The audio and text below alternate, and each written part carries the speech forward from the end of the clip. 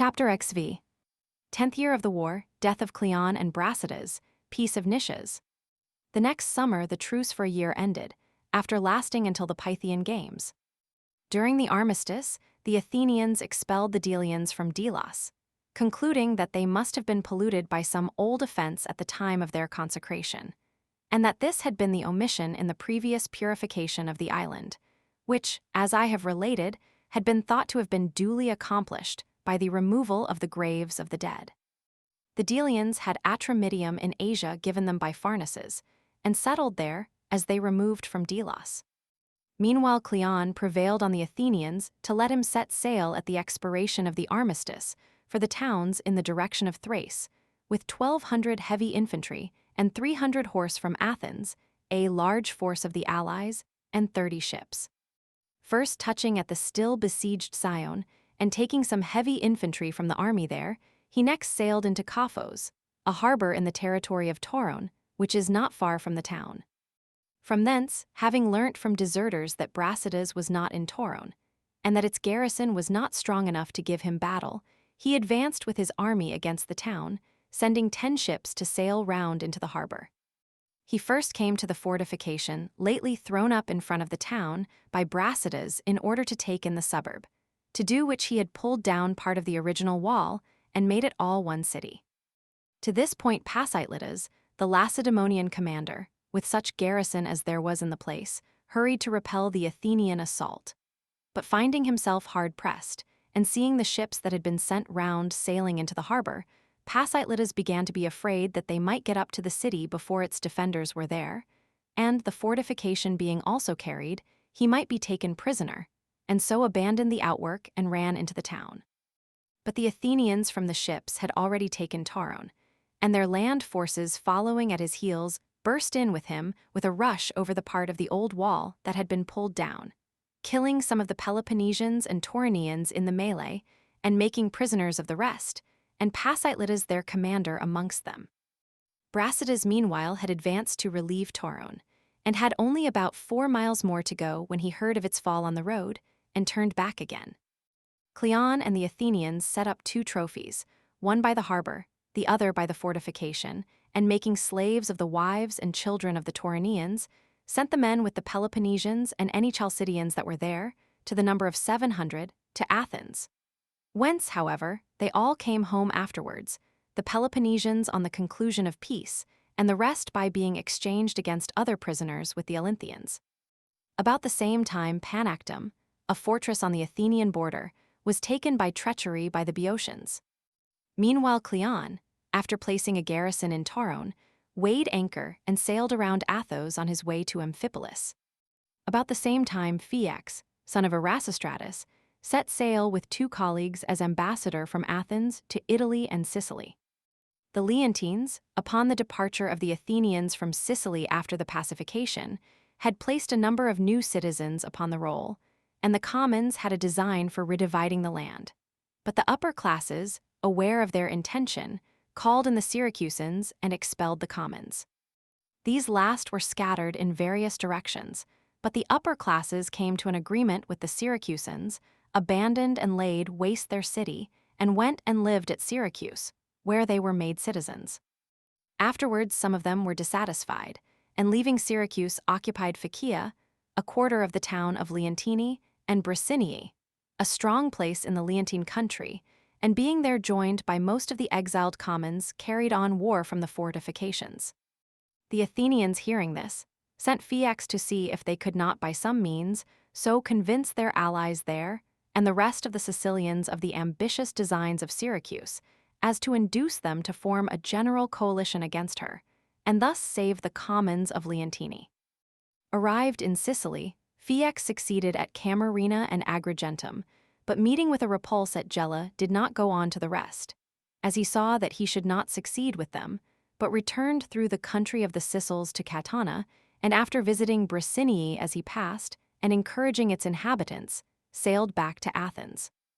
During his voyage along the coast to and from Sicily, he treated with some cities in Italy on the subject of friendship with Athens, and also fell in with some Locrian settlers exiled from Messina, who had been sent thither when the Locrians were called in by one of the factions that divided Messina after the pacification of Sicily.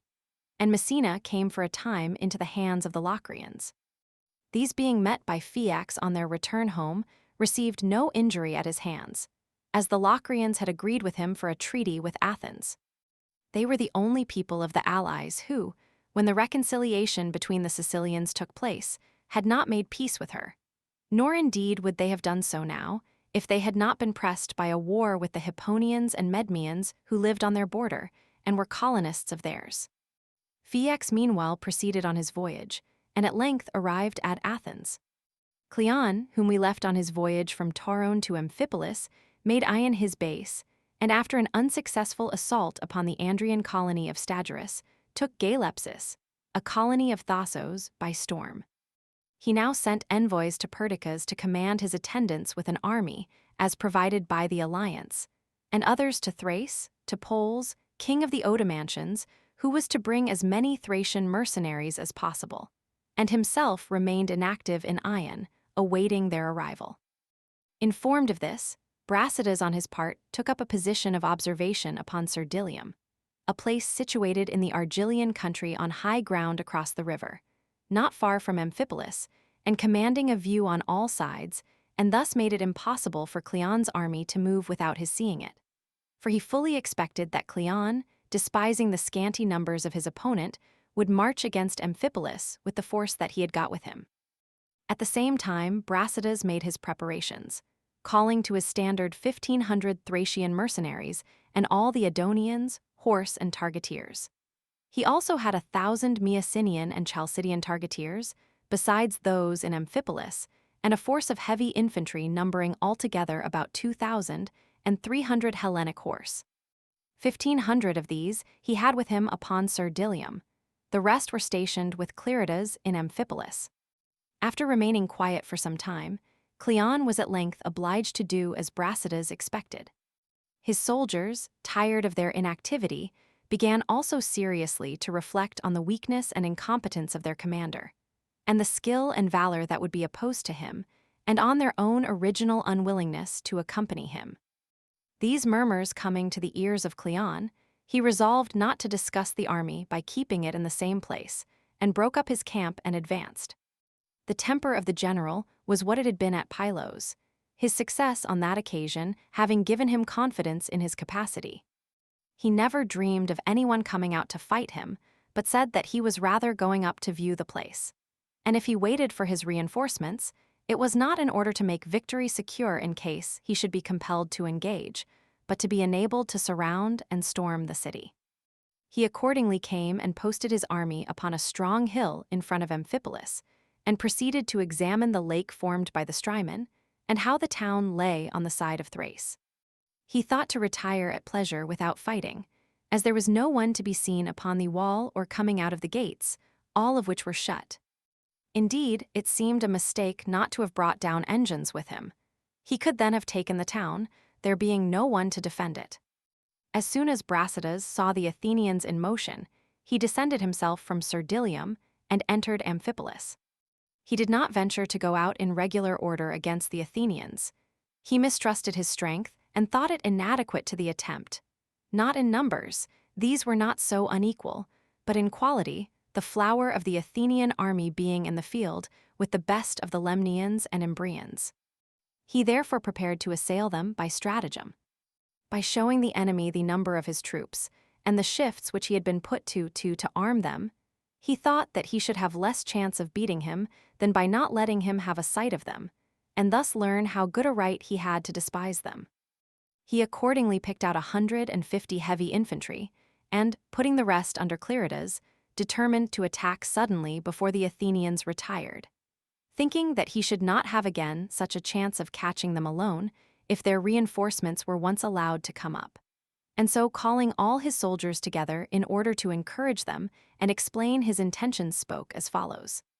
Peloponnesians, the character of the country from which we have come, one which has always owed its freedom to valor, and the fact that you are Dorians and the enemy you are about to fight, Ionians, whom you are accustomed to beat, are things that do not need further comment.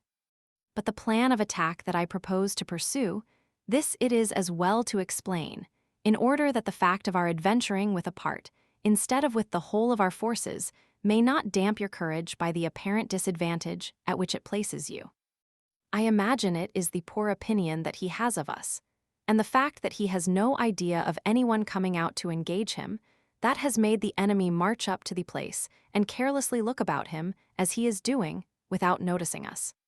But the most successful soldier will always be the man who most happily detects a blunder like this, and who carefully consulting his own means makes his attack not so much by open and regular approaches, as by seizing the opportunity of the moment.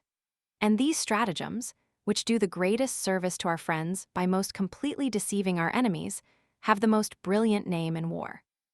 Therefore, while their careless confidence continues, and they are still thinking, as in my judgment they are now doing, more of retreat than of maintaining their position, while their spirit is slack and not high-strung with expectation, I with the men under my command will, if possible, take them by surprise and fall with a run upon their center.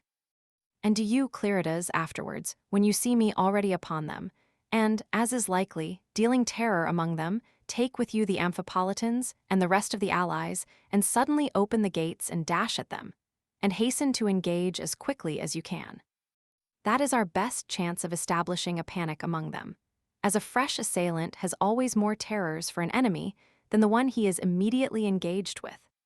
Show yourself a brave man, as a Spartan should, and do you, allies, follow him like men, and remember that zeal, honor, and obedience mark the good soldier, and that this day will make you either free men and allies of Lacedaemon or slaves of Athens. Even if you escape without personal loss of liberty or life, your bondage will be on harsher terms than before, and you will also hinder the liberation of the rest of the Hellenes. No cowardice then on your part, seeing the greatness of the issues at stake, and I will show that what I preach to others I can practice myself. After this brief speech, Brasidas himself prepared for the sally, and placed the rest with Clearidas at the Thracian gates to support him as had been agreed. Meanwhile he had been seen coming down from Cerdylium and then in the city, which is overlooked from the outside, sacrificing near the temple of Athene. In short, all his movements had been observed, and word was brought to Cleon, who had at the moment gone on to look about him, that the whole of the enemy's force could be seen in the town, and that the feet of horses and men in great numbers were visible under the gates, as if a sally were intended. Upon hearing this, he went up to look, and having done so, being unwilling to venture upon the decisive step of a battle before his reinforcements came up, and fancying that he would have time to retire, bid the retreat be sounded, and sent orders to the men to effect it by moving on the left wing in the direction of Ion, which was indeed the only way practicable. This, however, not being quick enough for him, he joined the retreat in person and made the right wing wheel round, thus turning its unarmed side to the enemy. It was then that Brasidas, seeing the Athenian force in motion and his opportunity come, said to the men with him and the rest, "Those fellows will never stand before us. One can see that by the way their spears and heads are going. Troops which do as they do seldom stand a charge. Quick, someone, and open the gates I spoke of, and let us be out and at them with no fears for the result." Accordingly, issuing out by the palisade gate and by the first in the long wall then existing, he ran at the top of his speed along the straight road, where the trophy now stands as you go by the steepest part of the hill, and fell upon and routed the center of the Athenians, panic-stricken by their own disorder and astounded at his audacity. At the same moment, Clearidas, in execution of his orders, issued out from the Thracian gates to support him, and also attacked the enemy. The result was that the Athenians, suddenly and unexpectedly attacked on both sides, fell into confusion, and their left towards Ion, which had already got on some distance, at once broke and fled. Just as it was in full retreat and Brasidas was passing on to attack the right, he received a wound, but his fall was not perceived by the Athenians, as he was taken up by those near him and carried off the field. The Athenian right made a better stand, and though Cleon, who from the first had no thought of fighting, at once fled and was overtaken and slain by a Mycenaean targeteer, his infantry forming in close order upon the hill twice or thrice repulsed the attacks of Clearidas, and did not finally give way until they were surrounded and routed by the missiles of the Mycenaean and Chalcidian horse and the targeteers. Thus the Athenian army was all now in flight, and such as escaped being killed in the battle or by the Chalcidian horse and the targeteers dispersed among the hills, and with difficulty made their way to Ion. The men who had taken up and rescued Brasidas brought him into the town with the breath still in him. He lived to hear of the victory of his troops, and not long after expired. The rest of the army, returning with Cleridas from the pursuit, stripped the dead and set up a trophy. After this, all the allies attended in arms and buried Brasidas at the public expense in the city, in front of what is now the marketplace. And the Amphipolitans, having enclosed his tomb, ever afterwards sacrificed to him as a hero and have given to him the honor of games and annual offerings. They constituted him the founder of their colony, and pulled down the Hagnonic erections, and obliterated everything that could be interpreted as a memorial of his having founded the place. For they considered that Brasidas had been their preserver, and courting as they did the alliance of Lacedaemon for fear of Athens, in their present hostile relations with the latter, they could no longer with the same advantage or satisfaction pay Hagnon his honors. They also gave the Athenians back their dead. About 600 of the latter had fallen, and only 7 of the enemy, owing to there having been no regular engagement, but the affair of accident and panic that I have described. After taking up their dead, the Athenians sailed off home, while Cleridas and his troops remained to arrange matters at Amphipolis. About the same time, 3 Lacedaemonians, Ramphias, Autocharidas, and Epicedidas, led a reinforcement of 900 heavy infantry to the towns in the direction of Thrace, and arriving at Heraclea in Trachis reformed matters there as seemed good to them. While they delayed there, this battle took place, and so the summer ended. With the beginning of the winter following, Ramphias and his companions penetrated as far as Pyrrhum in Thessaly. But as the Thessalians opposed their further advance, and Brasidas, whom they came to reinforce, was dead, they turned back home, thinking that the moment had gone by, the Athenians being defeated and gone, and themselves not equal to the execution of Brasidas's designs. The main cause, however, of their return was because they knew that, when they set out, Lacedaemonian opinion was really in favor of peace.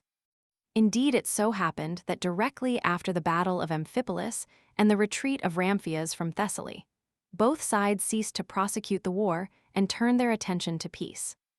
Athens had suffered severely at Delium, and again shortly afterwards at Amphipolis, and had no longer that confidence in her strength which had made her before refuse to treat, in the belief of ultimate victory which her success at the moment had inspired. Besides, she was afraid of her allies being tempted by her reverses to rebel more generally, and repented having let go the splendid opportunity for peace which the affair of Pylos had offered. Lacedaemon, on the other hand, found the event of the war to falsify her notion that a few years would suffice for the overthrow of the power of the Athenians by the devastation of their land. She had suffered on the island a disaster hitherto unknown at Sparta. She saw her country plundered from Pylos and Cythera. The Helots were deserting, and she was in constant apprehension that those who remained in Peloponnese would rely upon those outside and take advantage of the situation to renew their old attempts at revolution. Besides this, as chance would have it, her 30 years' truce with the Argives was upon the point of expiring, and they refused to renew it unless Signuria were restored to them, so that it seemed impossible to fight Argos and Athens at once. She also suspected some of the cities in Peloponnese of intending to go over to the enemy, and that was indeed the case. These considerations made both sides disposed for an accommodation, the Lacedaemonians being probably the most eager, as they ardently desired to recover the men taken upon the island, the Spartans among whom belonged to the first families and were accordingly related to the governing body in Lacedaemon. Negotiations had been begun directly after their capture, but the Athenians in their hour of triumph would not consent to any reasonable terms. Though after their defeat at Delium, Lacedaemon, knowing that they would be now more inclined to listen, at once concluded the armistice for a year, during which they were to confer together and see if a longer period could not be agreed upon.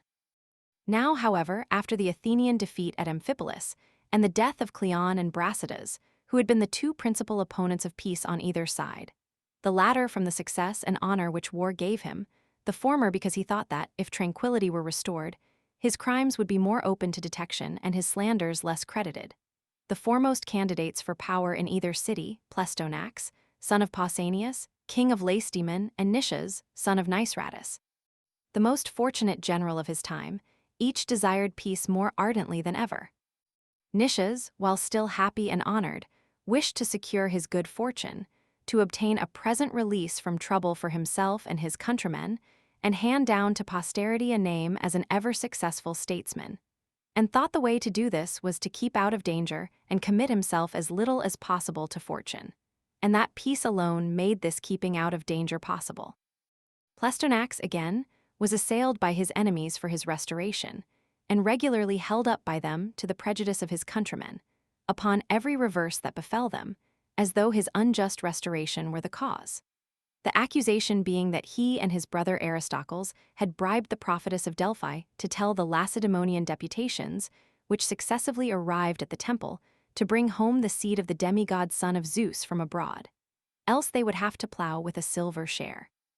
In this way, it was insisted. In time he had induced the Lacedaemonians in the 19th year of his exile to Lycium, whither he had gone when banished on suspicion of having been bribed to retreat from Attica, and had built half his house within the consecrated precinct of Zeus for fear of the Lacedaemonians, to restore him with the same dances and sacrifices with which they had instituted their kings upon the first settlement of Lacedaemon. The smart of this accusation, and the reflection that in peace no disaster could occur, and that when Lacedaemon had recovered her men there would be nothing for his enemies to take hold of, whereas, while war lasted, the highest station must always bear the scandal of everything that went wrong, made him ardently desire a settlement. Accordingly, this winter was employed in conferences, and as spring rapidly approached, the Lacedaemonians sent round orders to the cities to prepare for a fortified occupation of Attica, and held this as a sword over the heads of the Athenians to induce them to listen to their overtures. And at last, after many claims had been urged on either side at the conferences, a peace was agreed on upon the following basis. Each party was to restore its conquests, but Athens was to keep Nicaea, her demand for Plataea being met by the Thebans asserting that they had acquired the place not by force or treachery, but by the voluntary adhesion upon agreement of its citizens, and the same, according to the Athenian account, being the history of her acquisition of Nicaea. This arranged, the Lacedaemonians summoned their allies, and all voting for peace except the Boeotians, Corinthians, Eleans, and Megarians, who did not approve of these proceedings, they concluded the treaty and made peace, each of the contracting parties swearing to the following articles. The Athenians and Lacedaemonians and their allies made a treaty and swore to it, city by city, as follows. 1. Touching the national temples, there shall be a free passage by land and by sea to all who wish it, to sacrifice, travel, consult, and attend the oracle or games, according to the customs of their countries. 2. The temple and shrine of Apollo at Delphi and the Delphians shall be governed by their own laws, taxed by their own state, and judged by their own judges, the land and the people, according to the custom of their country. 3. The treaty shall be binding for 50 years upon the Athenians and the allies of the Athenians, and upon the Lacedaemonians and the allies of the Lacedaemonians, without fraud or hurt by land or by sea. 4.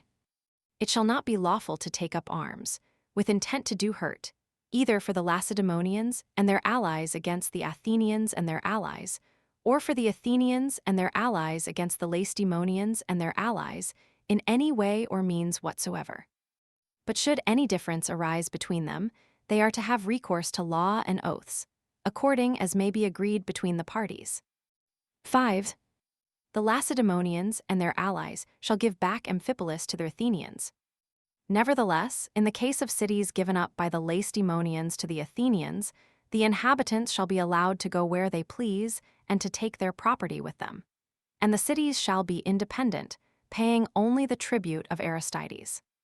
And it shall not be lawful for the Athenians or their allies to carry on war against them after the treaty has been concluded, so long as the tribute is paid.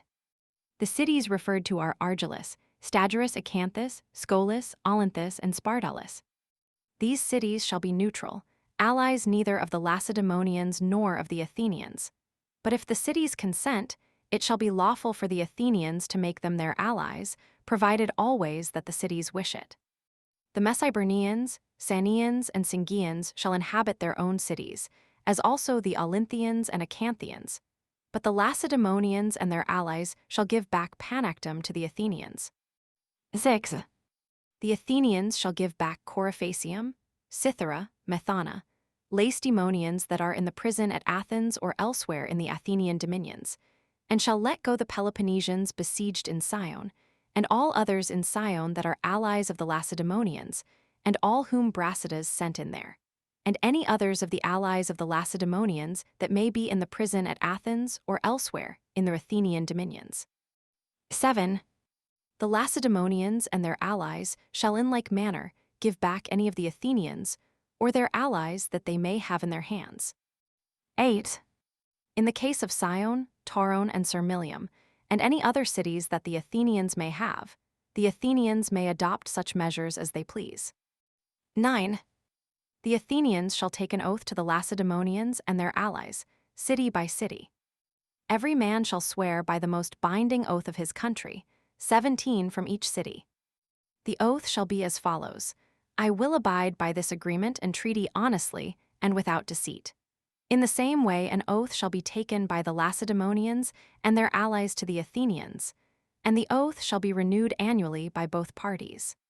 Pillars shall be erected at Olympia, Pythia, the Isthmus, at Athens in the Acropolis, and at Lacedaemon in the temple at Amyclae. 10. If anything be forgotten, whatever it be, and on whatever point, it shall be consistent with their oath for both parties, the Athenians and Lacedaemonians, to alter it, according to their discretion. The treaty begins from the ephoralty of Pleistolas in Lacedaemon, on the 27th day of the month of Artemisium, and from the archonship of Alcaeus at Athens, on the 25th day of the month of Elaphebolion. Those who took the oath and poured the libations for the Lacedaemonians were Pleistonax, Agis, Pleistolas, Damagetes, Shanis, Metagenes, Acanthus Dathus, Iscagoras, Philocharidas, Zeuxidas, Antipeus, Teles Alcinadas, Impedias, Minas, and Laphalus. For the Athenians, Lampon Isthmonicus, Nicias, Laches, Euthydemus, Procles, Pythodorus, Hagnon, Meatilus, Thrasicles, Thegenes, Aristocrats, Iolcius, Timocrates, Leon, Lamachus, and Demosthenes. This treaty was made in the spring, just at the end of winter, directly after the city festival of Dionysus, just 10 years, with the difference of a few days, from the first invasion of Attica and the commencement of this war. This must be calculated by the seasons rather than by trusting to the enumeration of the names of the several magistrates or offices of honor that are used to mark past events. Accuracy is impossible where an event may have occurred in the beginning or middle, or at any period in their tenure of office. But by computing by summers and winters, the method adopted in this history, it will be found that, each of these amounting to half a year, there were 10 summers and as many winters contained in this first war. Meanwhile, the Lacedaemonians, to whose lot it fell to begin the work of restitution, immediately set free all the prisoners of war in their possession, and sent Iscagoras, Minas, and Philocharidas as envoys to the towns in the direction of Thrace, to order Clearidas to hand over Amphipolis to the Athenians, and the rest of their allies each to accept the treaty as it affected them. They, however, did not like its terms and refused to accept it. Clearidas also, willing to oblige the Chalcidians, would not hand over the town, averring his inability to do so against their will. Meanwhile, he hastened in person to Lacedaemon with envoys from the place, to defend his disobedience against the possible accusations of Iscagoras and his companions, and also to see whether it was too late for the agreement to be altered. And on finding the Lacedaemonians were bound, quickly set out back again, with instructions from them to hand over the place, if possible, or at all events to bring out the Peloponnesians that were in it. The allies happened to be present in person at Lacedaemon, and those who had not accepted the treaty were now asked by the Lacedaemonians to adopt it. This, however, they refused to do, for the same reasons as before, unless a fairer one than the present were agreed upon. And remaining firm in their determination, were dismissed by the Lacedaemonians, who now decided on forming an alliance with the Athenians, thinking that Argus, who had refused the application of Ampolitas and Liches for a renewal of the treaty, would without Athens be no longer formidable, and that the rest of the Peloponnese would be most likely to keep quiet if the coveted alliance of Athens were shut against them. Accordingly, after conference with the Athenian ambassadors, an alliance was agreed upon and oaths were exchanged, upon the terms following. 1. The Lacedaemonians shall be allies of the Athenians for 50 years. 2. Should any enemy invade the territory of Lacedaemon and injure the Lacedaemonians, the Athenians shall help in such way as they most effectively can, according to their power. But if the invader be gone after plundering the country, that city shall be the enemy of Lacedaemon and Athens, and shall be chastised by both, and one shall not make peace without the other. This to be honestly, loyally, and without fraud. 3.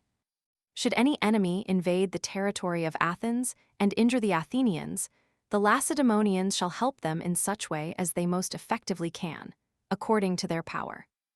But if the invader be gone after plundering the country, that city shall be the enemy of Lacedaemon and Athens, and shall be chastised by both, and one shall not make peace without the other. This to be honestly, loyally, and without fraud. 4. Should the slave population rise, the Athenians shall help the Lacedaemonians with all their might, according to their power. 5. This treaty shall be sworn to by the same persons on either side that swore to the other. It shall be renewed annually by the Lacedaemonians going to Athens for the Dionysia, and the Athenians to Lacedaemon for the Hyacinthia, and a pillar shall be set up by either party, at Lacedaemon near the statue of Apollo at Amyclae, and at Athens on the Acropolis near the statue of Athene. Should the Lacedaemonians and Athenians see to add to or take away from the alliance in any particular, it shall be consistent with their oaths for both parties to do so, according to their discretion. Those who took the oath for the Lacedaemonians were Plestonax, Agis, Plestolas, Damagetus, Shinis, Metagenes, Acanthus, Dathus, Iskagoras, Philocharidas, Zeuxidas, Antipeus, Alcinadas, Teles, Empedias, Minas, and Laphalus. For the Athenians, Lampon, Isthmionicus, Lashes, Nicias, Euthydemus, Procles, Pythodorus, Hagnon, Meatilus, Thrasicles, Thegenes, Aristocrats, Iolcius, Timocrates, Leon, Lamachus, and Demosthenes. This alliance was made not long after the treaty, and the Athenians gave back the men from the island to the Lacedaemonians, and the summer of the 11th year began. This completes the history of the First War, which occupied the whole of the 10 years previously.